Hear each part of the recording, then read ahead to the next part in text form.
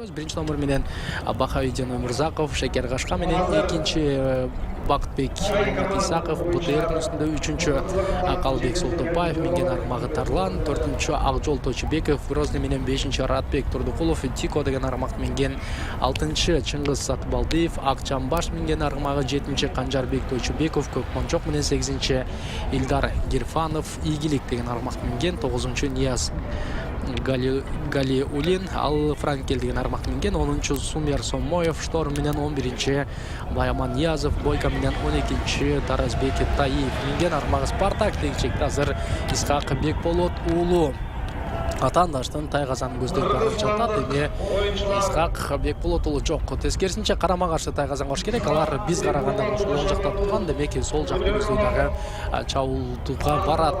Коргоочулар жолду жакшы ачып берди. Жана дал ушинтип буга чейин эсиңиздерде болсо Казакстандын аргымактары да өтө мыкты болгон. Жана Исхак азыр келди, бирок дароо тайгазанга салууга бул жерде Россиянын оюнчулары мүмкүнчүлүк бербеди. Мына ушинтип Исхак Бекболот уулу эң алгачкы ушул салымды салды, дагы 1-0 эсебинде алдыга алып чыкты. Ал эми чындыгында эгер бүгүн Кыргызстан финалга чыгып турган болсо, анда эртең бизди керемет дагы финал күтүп турат. Ошол эле буга чейин жер улак боюнча Казакстан менен Кыргызстан улуттук курама командалары финалда кезгелери аныкталды. Ал эми мындан ары биз сиздер менен биргеликте дал ушул көк бөрүнүн финалчыларын аныктайбыз. Исхак Бекболот уулу бул жерде ишенимдүү түрдө мына салымды дагы ишке ашыргандан кийин Кыргызстандын улуттук курама командасы 1-0 эсебинде алдыда. Бирок акыйкат үчүн айта кетиш керек, ушул Казакстандын аргымактары дагы өтө ылдам, өтө мыкты табында экен. Алар топту дагы өтө жакшы сүрүп жатат. Анан мына ошол нерселерди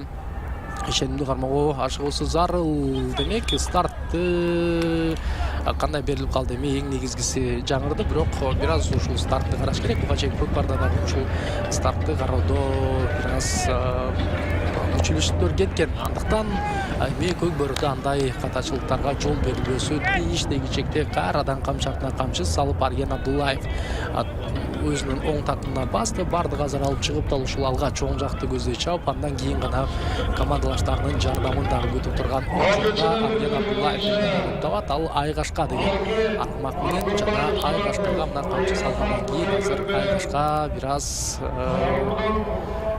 акырындык менен дагы бара жаткан көрдүбүз.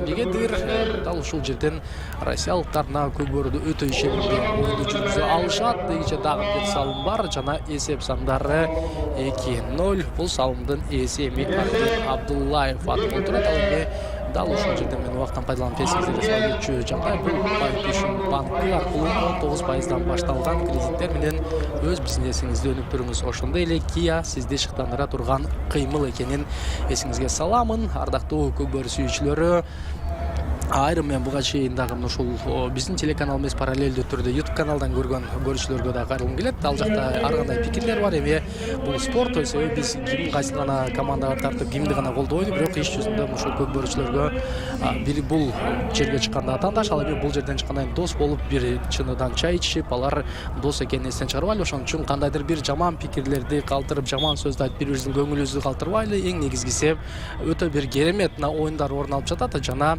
чыныгы күчтүүлөрү эртең эми өзүн көрсөтөт. Азыр жерден көтөрдү дагы дал ушинтип камчылаган бойдон тайгазанда бара жаткан Дастан Русланов. Буга чейин Дастан Русланов Манас Ниязовдун тайгазанга мына ушул салган ыкмасын кайталаган эле. Азыр өзү кошо мына тайгазанга кирип барды дагы. Дастан Русланов чыныгы жарк эткен жылдызына деле айланды десем жаңылышпайм. Себеби кайсыл гана мына биздин өлкөнүн кайсыл гана аймагында болсун бардыгы Дастан Руслановду өтө жакшы тааныйт. Ал учурда 21 жашта жана ал Нармандын Акталар районуна караштуу Жогоркубай айылында жарык күнү келген. Боюнун узундугу 1,89 сантиметр, чабуучу жана жекечи болгон Дастан Русланов өзүнүн ушул командасы менен быйыл жогорку лигада оюндарды көрсөткөн жана ага чейин деле дал ушул Дастан Русланов 2023 жылдын соңу менен Эшмуратов, Дастан Русланов, Исхак Бекболот уулу бардык ушул жогоруда өткөн оюнчулар мыкты деп табылган. Андыктан алардын мыктылыгына эми эч кандай шек жок. Азыр кечээки оюнда баарыбызды бир түйшөлткөн кечек эмес, анда мурунку күндөгү ошол эң алгачкы турда Нурдин Болотбеков билесиздер Тайгазанга барып, ушул Дастан Русланов колу менен ашып кирип кеткен болсо, ал мойну менен ушул Тайгазанга тийип, андан ары өзү Тайгазанга түшкөн болчу. Бирок ага карабай мына спортчунун мыкты даярдыгы, анын дагы да өзүнүн мыкты жактан көрсөтүүгө шарты түздү дагы.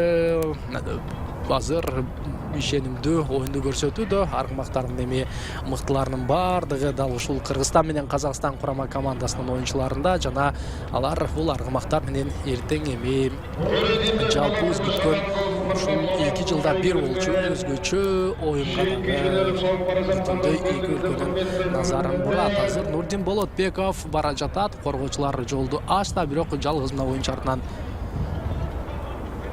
курчап келди. Чындыгында ушул көкбөрдө айта кетчү жагдай, бул коргонуу бөлүгүндө бир аз маселе бар экени да көрүнүп турат. Себеби ушул биздин казакстандык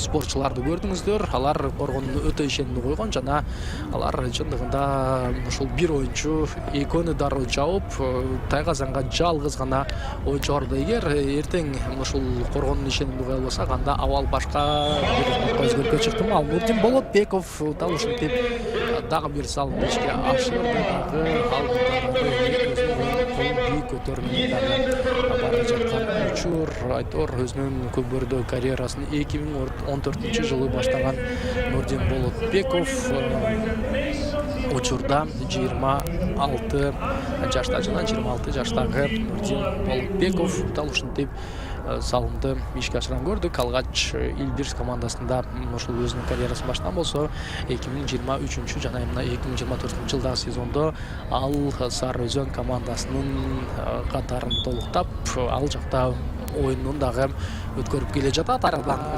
Руссиялык оюнчу Канжанбек Тойчубеков жерден көтөрүүгө канчалык ушул басым алдын алып өтүүсүнө экинчи ирет мүмкүн болбой калды, жана дал ушул жерден өзүбүзө көргөндөй Бексултан Абдыкалил уулу балбан элек бул көкбөрүүчү чыкты. Анын минген аты Акура, жана Бексултан Абдыкалил уулунун алдагы жетекчи, андан сырткары ушул чабуучу катарындагы оюнду өткөрөт. Анын өзгөчөлүгүн, эмне анын өзгөчөлүгүн ушул атаандаш жерден көтөргөн учурда анын колунан жулуп кетүүчү болсо, атаандаштын такымынан ушул убакты мыкты сураган менен дагы дал ушул Бексултан Абдыкалил уулу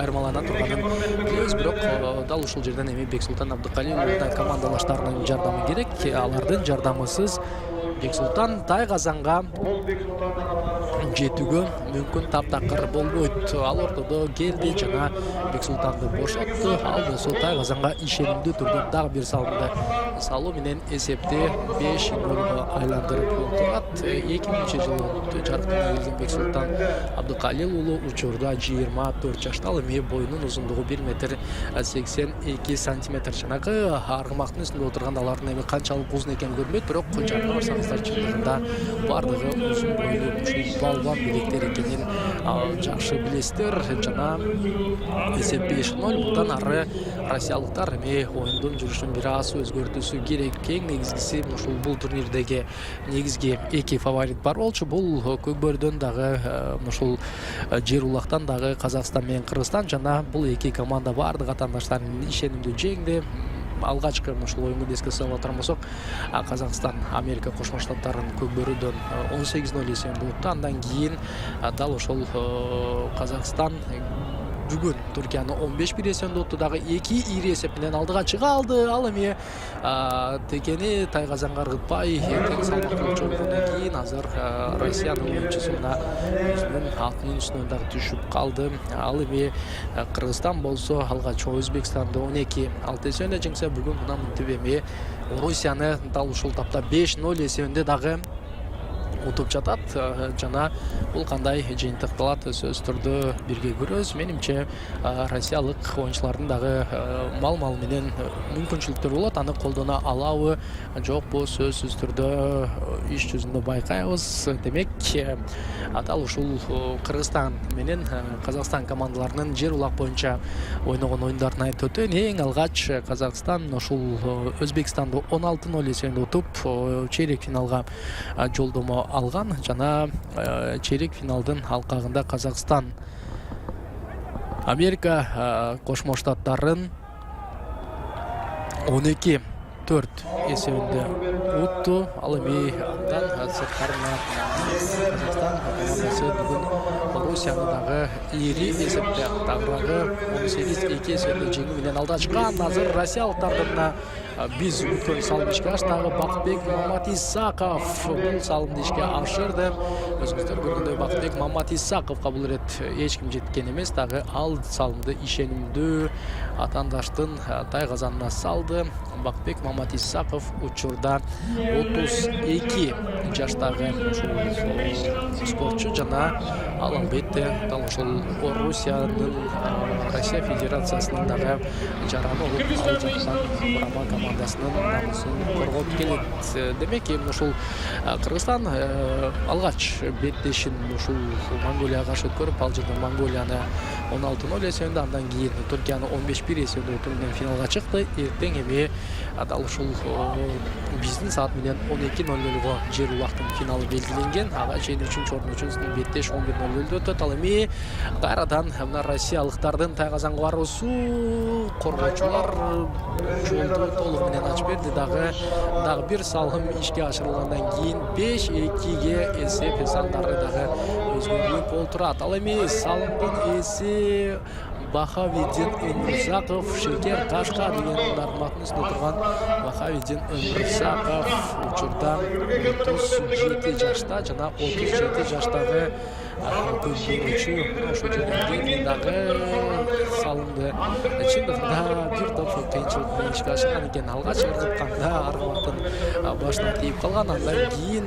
коргоочулар жетип келгиче салымды ишке ашырып кетти. Эми чындыгында бул көпкөрү достуктун оюну, мына ушундай ынтымакты достукту баса белгилеген оюн дагы бул жерде командалаштардын ушул атайын ойнойт келгендердин дагы мүмкүнчүлүк берип аларды дагы ойнотот. Жана бул чындыгында мына ушул жерден азыр орусиялыктар дагы бир рет жерден көтөрдү, такымга басты, дагы атаандаштын тайгазанын көздөй бара жатат. Ал эми бул жерде жерге түшүп бара жатканды Сейитбек Анарбек уулу кармады, дагы бир тизинен тартып барып мына чыгып кетти болу. Айтор Сейитбек Анарбек уулу ал дагы өтө бир чебер, өтө бир мыкты оюнчу экенин жакшы билебиз. Мына ошентип эсеп сандары 5-3 өзгөрүп олтурат. Ардактуу көкбөрү сүйүүчүлөрү, россиялыктар азыр камбек жасап кетпеги дейли. Себеби өзүңүздөр көргөндөй азыр 3 салымды катары менен салды. Ал эми Бакытбек Маматисаков салымдардын дублин дагы жасоо жетише алды. Сейитбек Анарбек уулунун коштоп келип дал ушул жерден кол менен үзүлгөнүн көрдүк. Эми өткөн сезондо ушул Сейитбек Анарбек бул сезондо тагыраагы Ак Элбирс командасын биринчи лигадан экинчи лигага алып чыгып, ал жактан финалга чейин жеткирди. Андан сырткары Нарындын намыс командасын жогорку лигага алып чыгып, ал жактан татыктуу оюнду көрсөтүүгө дагы Сейитбек Анарбек уулу машыктыруучу катары жетише алды. Андан сырткары анын Ак Элбирс командасы быйыл мына президенттин кубогунда дагы жеңишке жетти. Ал эми өзү жаракаттан чыгып улуттук курамдын катарында мына көчмөндөр оюнуна келип олтурат. Эми жалпыбыз чындыгында бул кыргыз көкбөрүсүнүн тарыхында калган спортчулардын ар биринин ысымдарын баса билип айтыбыз керек. Биринчи бөлүктүн соңуна 1 мүнөт убакыт калган учур жана кайрадан дал ушул жерден эми аргымактар топтолду. Дагы кимиси мыктуулукту байкайбыз. Азыр дал ушундой кезек менен аргымактарга камчы артынан камчы салып болушунча кооптуу оюнду жүргүзүүгө дагы ашууда. Ал эми Дастан Русланов келди. Дастан Руслановдун аргымагын дал ушинтип камчылагандан кийин алып түз эле тайгазанды көздөй мына чабуулду жасайбы күтүүдө өнөктөштөрүнүн жардамын жана Комсомол деген аргымакты минген Дастан Русланов азыр өткөрүп ишке ашырды. Дагы бул Ниязов дал ушул коргоочу кызматын акыркоочуда аркалап келет, бирок кези келген жерде Ниязовдун салымдарды мыкты ишке ашырып кеткенин дагы билебиз. Коргоочу экенине карабай азыр Ниязов келди жана дал ушинтип ал салымды ишке ашырып олтурат. Эсеп 6-3 жана дал ушул Ниязовдун салымы менен биринчи тайм соңуна келди.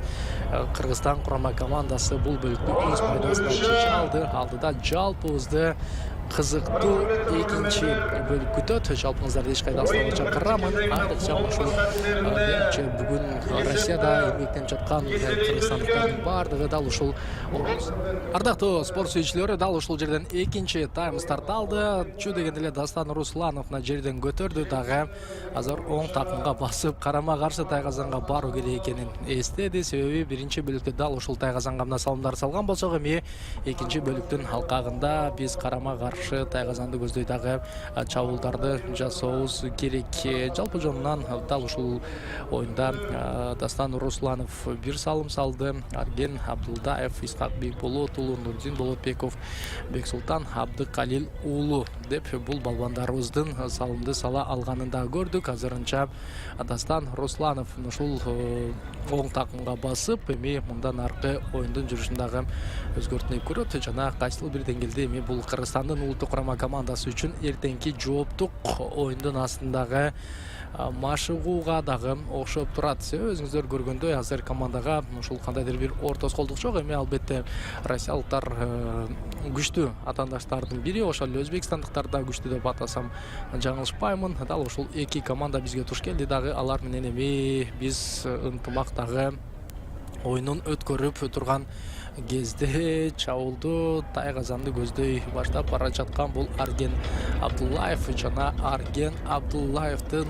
азыр бардык жагынан атаандаштары тороду. Ушул жерден өткөрүп берүү ишке ашырылабы. Азырынча Арген Абдуллаевдин такымынан суруп кетүүгө ашыккан болчу, дагы мындан ары эми Арген Абдуллаевдин сурулуп чыкканын көрдүңүздөр. Жана анын бардык жагынан жолун дагы тороп турган учурда абал кандай өзгөрөт?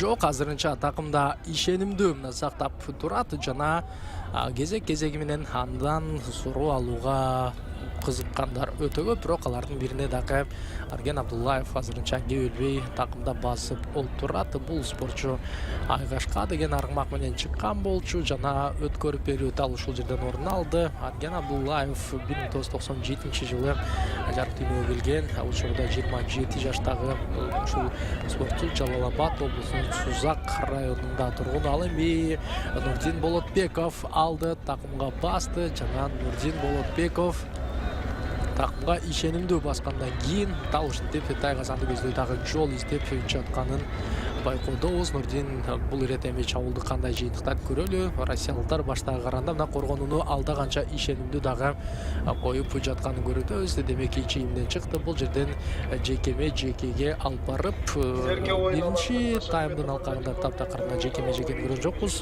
Ошол эле россиялыктар дагы жерден ишенимдүү көтөрүп алып барып салымды салган. Ал биздин балбандар дагы дал ошол нерсени ишке ашыра алды. Андыктан дал ушул 6-3 эсе көргөнбүз. Эми жекеме-жекеде кайсыл балбандар мыктуулорун көрөбүз. Буга чейин Кыргызстандын көбүнчө Эржан Тургунбаев Краз менен ортого түшүп жаткан болчу. Жана азыр кайрадан Эржан Тургунбаев Краз менен ортодо. Ага каршы Россиядан Бактбек Маматисаков БТР менен келди. Жана Краз менен БТР аргымактарынын ортосундагы чоң бир тирешти көрөлү. Бул жерде өзүңүздөр көргөндөй ушул аргымактар канча мыктуу болсун, бирок анын үстүндөгү олтурган кишиден дагы көп нерсе көз каранды. Бирок ошол эле учурда эгер аргымак бир аз салсызыраак болсо, анда орго турарын көрүүдөбүз. Азыр Бактбек Маматисаков жерден көтөргөнгө шашты, дагы жыйынтыгы анын ушул жолун дароо атаандаш тороду. Ал мынтип эми эки аргымак ортодогу дал ушул текени дагы сактап турганын көрүүдөбүз. Чындыгында аргымактардын дагы бир чер жаза түртүшкөнүн жалпы көрүүчүлөр көрүүсү абзел. Себеби көкбөрүдө оюнчулардын ушул салым салганынан, алатын жерден көтөргөндөн дагы дал ушул аргымактардын ортосундагы тирешке дагы чоң бир маани берилет. Жана Краз менен БТРдин тиреши дал ушинтип аргымактар азыр ортоңку бөлүктө өзүнүн өнөрүн көрсөтүп жаткан учурда ким жерден ушул көтөрөт байкайбыз. Эржан Тургунбаев болгону ишенимдүү түрдө мына ортону сактады. Эржан Тургунбаев учурда 38 жаштагы балбан жана ал Чүй облусунун Панфилов районуна караштуу Кумарык айылында жарык дүйнөгө келген. Эми ал көкбөр боюнча жетишкендиктерин айта турган болсок, бул эфир соңуна чыкпай чыктымал. Андыктан дал ушул ортодогу жекеме-жекеге чыккан эки балбанга токтололу.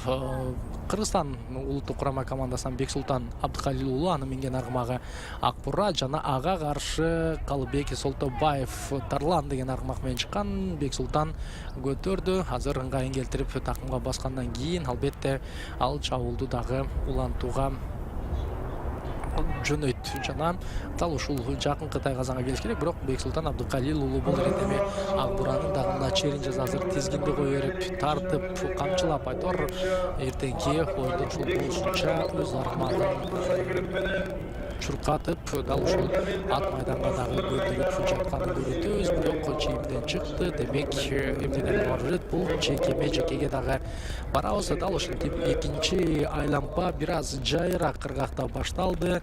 Эми мунун бардыгы өзүңүздөр көрүп тургандай эле командалардын дал ушул 6-3 эсебиндеги беттешинин жүрүшү уланат. Бексултан Абдыкалил уулу кайрадан эле өзү Акбура менен ортодо жана Калыбек Солтобаев мен жаңылышпасам ага каршы келди. Жок, бул ирет кайрадан ушул Россия курама командасы БТРди ортого салган экен. БТРди азыр камчылап эми Акбура менен тирештирип турган учурда Бакытбек Мамат Исаков БТРди кандай дагы башкарат көрөлү.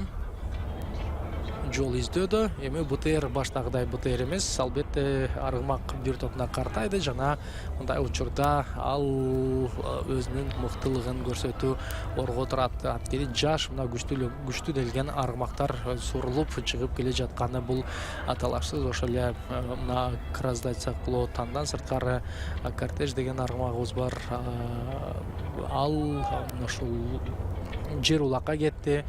Андан сырткары көп айтып берсек, дал ошол аргымактардын бардыгы эми өзүн мыктылап көрсөтүшү зарыл. Азыр Бексултан Абдыкалил уулу ортодон мына убакытта өз командалашынан жеңип бергенден кийин Эржан Тургунбаев менен ортого бул ирет ошол Россиядан жекеме-жекеге Байман Ниязов чыкты. Байман Ниязов Бойка менен жана Бойка менен биз Краздын дагы тирешин көрөбүз. Азыр Бойка дал ушинтип жол издеп жаткан учурда кандай дагы ыргакта коштолот көрөлү. Кечээ Байман көп жаткан жок. Бүгүн эми ал дал ушундай жекеме-жекелерде албетте ийгилик жаратууга эмнеге мүмкүн болбосун жана Байман дал ушинтип убакытты күтүүдө жана эми өзү чабып жүрбөсө дагы бирок агаларынан кандай жерде кандай коргонууну коюш керек экенин уккан. Бирок ага карабай Эржан Тургунбаев көтөрдү, такымга басты жана Эржан Тургунбаев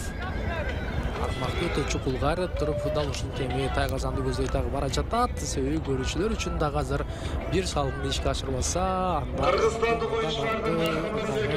башка нукта амал издеп турган учур. Ал эми анын жанына Исхак Бекболот уулу келди жана Исхак алды, оң такымга өткөрдү дагы мына ушул жерден басты. Андан ары Исхак Бекболот уулу чабуулду кандай жүргүзөт көрөлү. Исхак Бекболот уулу басты такымга. Эми тайгазанды көздөй жол издейт. Чабуул акырындык менен мына тизгинди бир тартып бир кое берип, бир тартып бир кое берип кирип бара жатат. Ушул жерден азыр россиялыктардын коргонуу бөлүгү кандай болот да көрөбүз. Себеби дал ушул алдыңкы чечүүчү оюндарда Исхак, Дастандар, эми жаш көзгө басар ойчулар, Бексултандар алар тайгазанга келип ойлонбой туруп дагы ыргытуусу абзел. Ал ортодо өткөрүп берди, андан ары алды, сол такымга басты дагы чабуулду мыкты бир нукта улантууга кетип бара жаткан бул Нурдин Болотбеков жана Нурдин Болотбеков мырза торунун үстүндө турат. Нурдин Болотбеков чындыгында дал ушул көчмөндөр оюндарында мыкты бир оюнун көрсөтүүдө. Дал ошол ыргактагы оюнду эртең дагы дал ушул Нурдин Болотбековдун оюнунан көрө алабыз деген ишенимдемин. Мына көтөрдү, такымга оңдоп басты дагы эми мырза торуга камчы салып бара жатат. Мырза тору өз киришин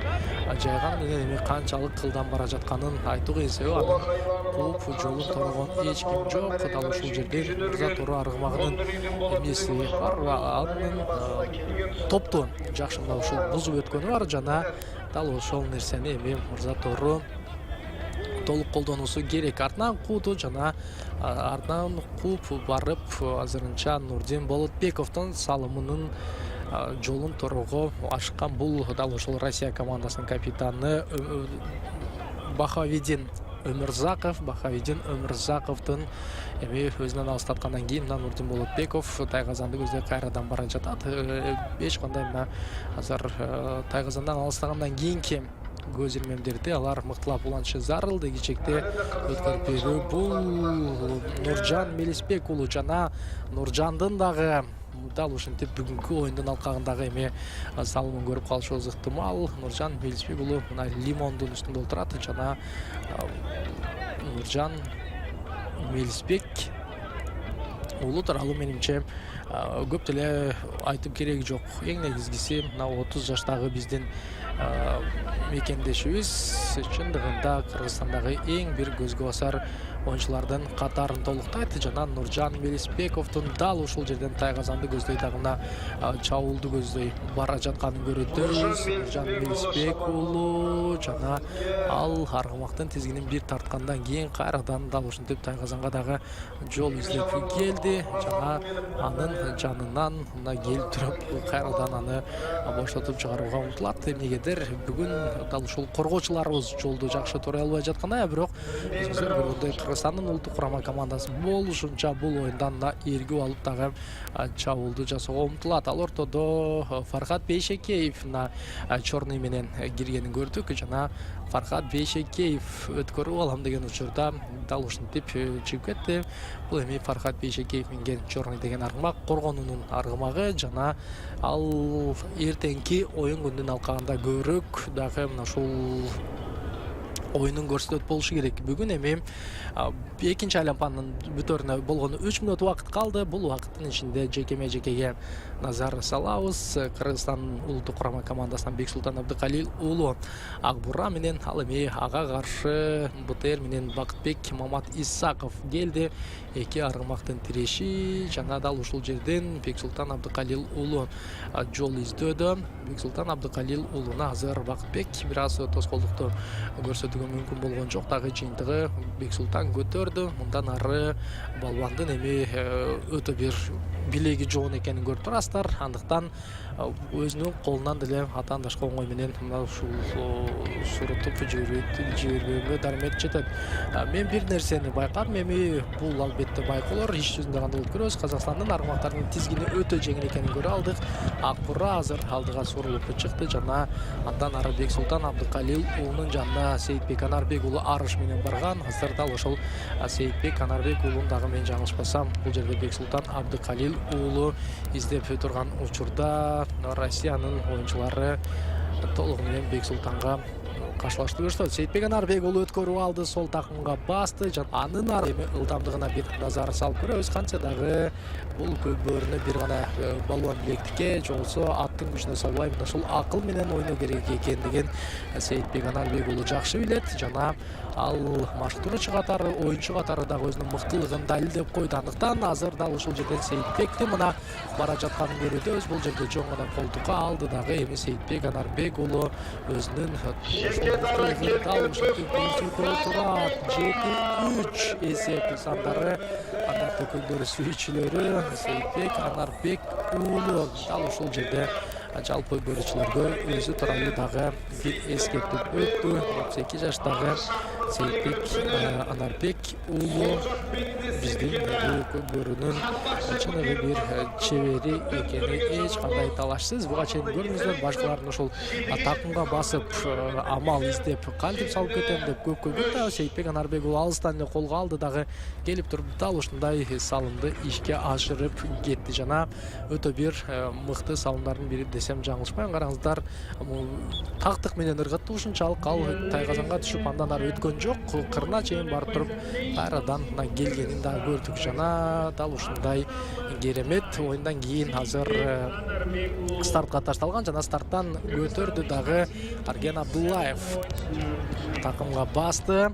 Айгашканы камчылап бара жатат. Жана Айгашка Тайгазанды издеп таба алабы дегичекти келди. Дал ушинтип Тайгазанга такалды. Жана 2-3 деген учурда таштап калды. Эми салым эсептелинеби, эсептелинбейби айтуу кыйын. Канча дагы Арген Абдуллаев өзүнүн жүрүшүн ишенимдүү жасады. Дал ушинтип Кыргызстандын улуттук курама командасы бул бөлүк 2 салымды ишке ашыруу менен жалпы эсеп мен жаңылышпасам 8-3 же болсо ушул 7-3 боюнча калды. Аны калыстар чечет. Ардактуу көкбөрү сүйүүчүлөрү, Кыргызстан жана Россия курама командаларынын ортосуна беттештин 3-чү чечүүчү таймы старт алды. Жана дал ушинтип 3-чү таймдын алкагында россиялыктар стартка өтө ишенимдүү келди, көтөрдү. Дал ушул жерден эми чабуулду көздөй бара жатканын көрөбүз. Тура эле Тайгазанга бара жатабы деген суроо бар. Себеби дал ушул бөлүктүн алкагында эми Тайгазандар алмашты дагы. Дал ушул биз караганда оң тараптагы Тайгазанды көздөй дагы бул чабуулорун алышы керек. Азыр өтө жакшы ылдамдык менен бара жатат, көтөрдү, алып чыкты. Жана Сейитбек Анарбек уулунан кем бекенмин деген дагы таристе келип туруп дал ушундай салымды ишке ашырып олтурат. Азамат Таразбек Таев Спартак деген аргымактын исинде болчу. Жана чындыгында ушул Таразбек Таевдин ишенимдүү келип салуусу менен эсеп сандары 7-4-кө дагы өзгөрүп олтурат. Спортчу учурда 26 жашта жана 26 жаштагы Таразбек Таевдин дал ушундай ишенимдүү салымы, анын артынан коргонуп келген Нуржан Мелисбек уулу жок. Тагыраак бул жерде Дастан Русланов дагы Тайгазандын ишенимине ашып кирген экен. Өтө бир өзгөчө көрүнүш. Карасаңыздар, келди, салды, балбан ал эми анын артынан Дастан Руслановдун дагы ушул аргымагынын тизгинин кошо койбой кармап салып кеткенин көрө алдык. Азыр болсо жерден Арген Абдуллаевна сүйлөп бара жатат. Жана ал көтөрөбү дегенбиз, бирок анын колунан суруп кеткен бул Россия командасынын 7-номердо оюнчусу Канжарбек Тойчубеков. Ал көк мончок деген аргымак менен такымга басты ишенимдүү түрдө. Жана келди. Эми салымды кандай ишке ашырат көрөлү дегичекти. Салым бар. Ардактуу көкбөрү сүйүүчүлөрү, эсеп сандары 7-5 жана Нуржан Мелисбек уулу анын аргымагын да кармап чыныгы достукту дагы көрсөттү. Ал эми мындан ары Кыргызстандын оюнчулары баштагыдай эле бир аз өзлөрүнүн ушул мыктылыгын көрсөтпөсө, айтор эми Россия командасынын оюнчулары мына ушул жерден колдон суруп кетти. Жана Арген Абдуллаев атаандаштын артынан келген. Жана мына ушул жерде Нуржан Мелисбек уулу булакка жетпей калгандан кийин албетте аргымак качып кетпесин деп анын дагы тизгинин кармап калганда карасаңыздар, колду салды, бирок ага карабай Канжарбек Тойчубеков салымды ишке ашырган. Азыр Дастан Русланов бара жатат. Демек бул ирет эми такымга баспай колтуктап барып салуу өтө бир популярдуу болуп кеткенден жана дал ошондой Дастан Руслановдон салым бар. Эсеп 8-5 жана 8-5 эсебинде Кыргызстандын улуттук курама командасы азырынча алда. Мен байкагандардан кийин Кыргызстандан салым салды экен. Демек Нуржан Мелисбек уулу калган экен.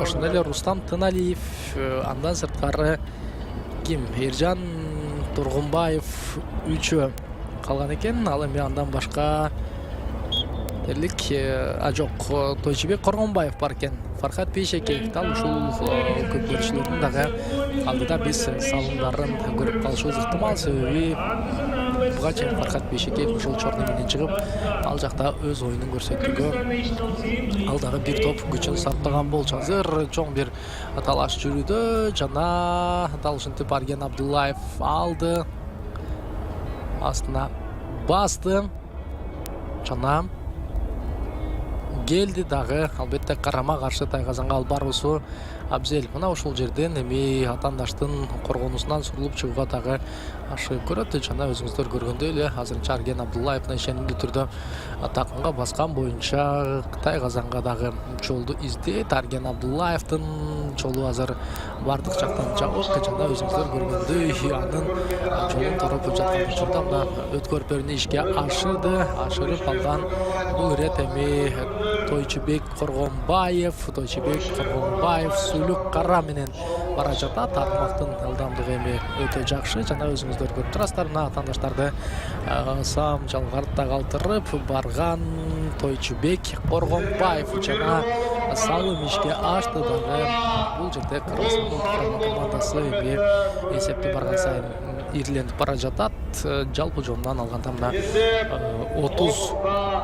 33 жаштагы Тойчубек Коргонбаев Талас облусунун тургуну жана ал жарым коргоочу катары дагы оюнда төрөт. Бул жерден өтө жакшы өткөрүп алды дагы. Сүйлүк каранын тизгинин мына чыккандан кийин кое берди жана Аргымак деген дал ушундай болуш керек. Өзүңүздөр көргөндөй түз эле тайгазанды көздөй дагы жөнөдү. Жана ал жогорку ылдамдык менен келди. Жыйынтыгы Тойчубек Коргонбаев бул салымды ишке ашырып 9-5 эсебинде Кыргызстандын улуттук курама командасы алды да. Азыр калсын тышкарыга жаңырды дагы старт берилди жана эми Казакстандын аргымактары стартта өзгөчө экенин айтсам болот. Себеби атаандаштардан саамчал калды болот жана ал жерден келип көтөрүп кеткенде дагы ылдамдыгын жакшы көрсөтө алган. Балким алар дал ушул Астана шаарында дагы бул ат майданда бир топ машыналарды өткөрүп Аргымак көнүп калган болушу ыктымал. Көрөлү, ал ортодо азыр ат жалында болгон талашуу жана Бакытбек Маматисаков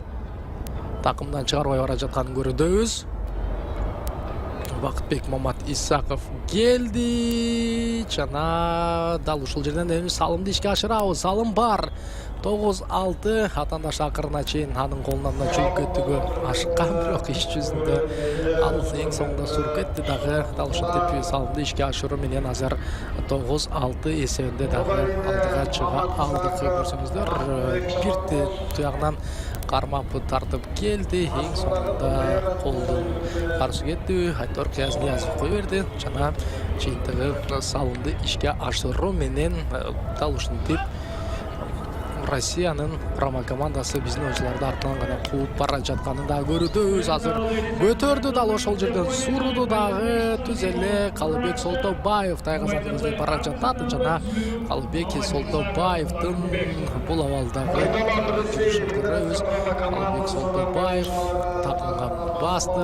Аргымакты бир айландырып чыкты дагы. Эми мындан аркы чабуулду ал кандай улантат көрөбүз. Тайгазанга жол издеп бара жатат. Мына ушул жерден келди. Аргымак түз эле тайгазанга такалгандан кийинки учурда демек тайгазандын жанына да түштү. Ушул жерден эми бир топ азыр жерден көтөрүп кетүүгө болбандардын баардыгы ой таштап жерден көтөрүүгө биринин артынан бири дагы үчүн сынап турган учур. Демек бул ирет жерден көтөрүп эми такымга басып чыккан бул Арген Абдуллаев жана Арген Абдуллаев эми карама каршы тайгазанды көздөй жол издеп бара жаткан учурда мына анын жолун тороду. Ал чейимден чыкты дагы.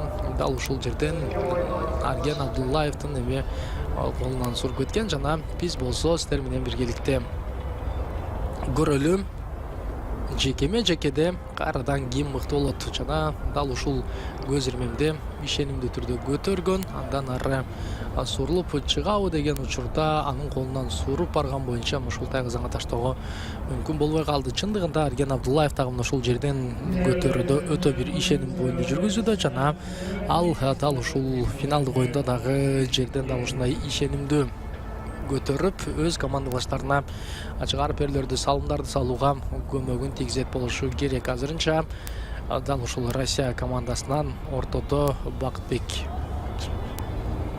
Маматисаков БТР менен бүгүн БТРди көбүрөөк ортого киргизүүдө. Ал эми Эржан Турунбаев болсо Краздын үстүндө отурат жана Краз менен БТР аргымагынын тиреши кандай болот байкайлы. Азырынча жерде жатат жана демек көтөрдү Тургунбаев. Такымга басты. Жана такымга баскандан кийин абал кандыкта өзгөрөт да көрөбүз. Азырынча Эржан Тургунбаевдин ишенимдүү түрдө дагы аргымакты башкарып турат. Мындан ары түз эле каршы тайгазанга дагы чабуул издеп баштаган учурда Фархат Бейшекеев келди. Албетте ал атаандаштын да ушул жерден колун суругандан кийинки чабуулдар кандай нукта уланат дагы байкайбыз. Фархат атандаш өз командалашына жолду жакшы ачып берген. Бирок россиялыктар карасаңыздар, дал ушул жерден 3 жолун тороду дагы акырындык менен эми Эржан Тургунбаевди букмалоого алып, чийимдин сыртына дагы сүрүп чыгарууга жакын барган, бирок сурулуп чыкты балбан. Жана түз эле азыр Тайгазанды көздөй бара жаткан кез тоскоолдук жок, жана салым дал ушинтип ишке ашты. Бираз эми ишенимдүүрөөк салуусу керек. Себеби эртеңки атаандаштар мындай кечигип келбейт, алардын аргымактары дагы өтө ылдам, жана ал жакта дал ушундай дагы оюн эми, бирок чынын айтыш керек, адилеттүүлүк үчүн эми эртең башка мүнөздө чыгат, башкача бир оюн жүрөт. Ал оюндарды биз сөз түрдө сиздер менен биргеликте дагы көпкө чейин унутпайт болушубуз керек. Андыктан ардактуу спорт сүйүүчүлөрү, чындыгында мыкты командалар финалга дагы жакындап жатат. Ал эми кандайдыр бир эле керемет болуп кетип Россия командасы финалга чыгып кетпесе, андай нерсенин эми болушуна дээрлик мүмкүнчүлүк жок. Жана биз старттан тура чабуу керек экенин калыстагы көрсөтмө берди. Жана биз сиздер менен биргеликте эми байкайбыз.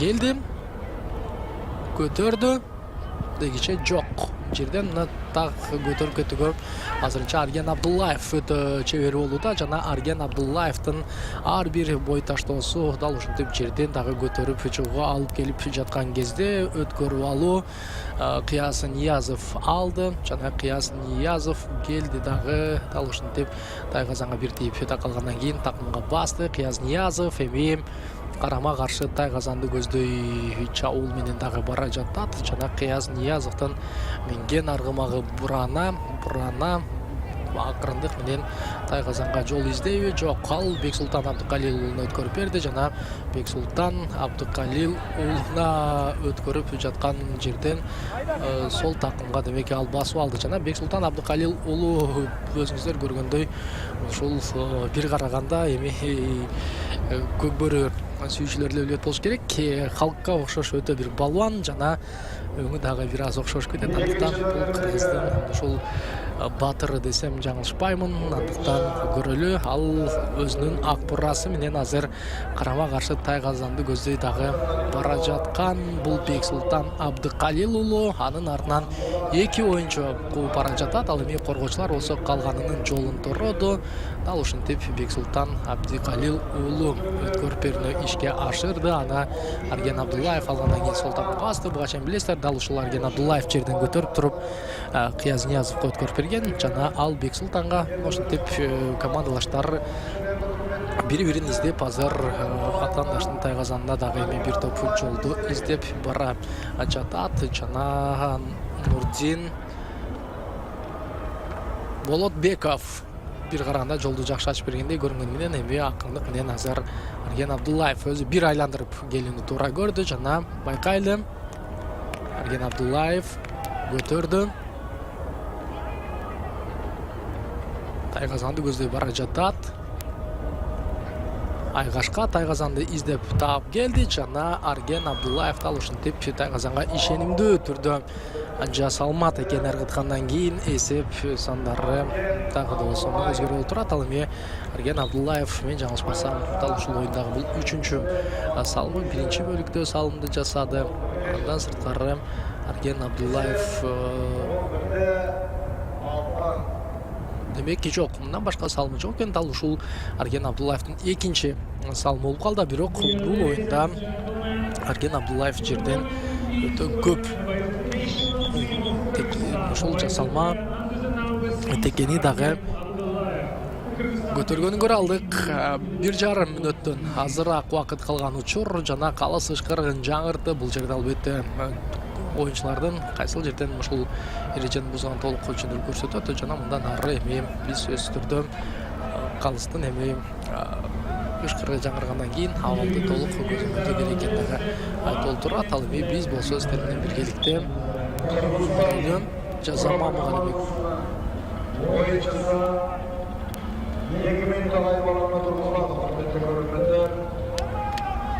Демек бул беттештин соңуна чейин биз бир оюнчуга аз өткөрөбүз. Дал ушинтип азыр 3-4 калган учур жана коргонууну кандай голу коет дагы байкайбыз деги чекти Исхак Бекболот уулу. Ал ушул жерден армакты ортого салып футболчунча дагы жолду туруого ашыкты. Келди ортого көтөрөбү.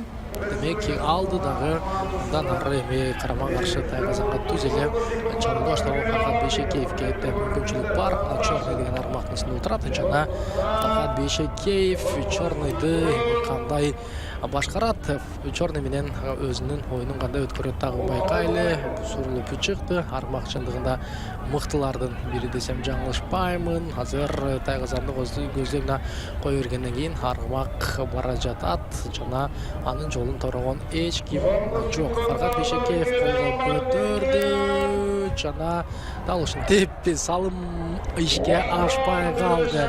Айтор менетти бир топ кылды. Жыйынтыгы беттеш дагы мына соңуна келин көрө алдык. Дал ушул мына кайталоодон улам эң акыркы көз ирмемдерде Фархаттын ыргытканы тайгазандын кырына тийип, андан ары дагы бир рет көтөрүлүп башка бетке өткөн.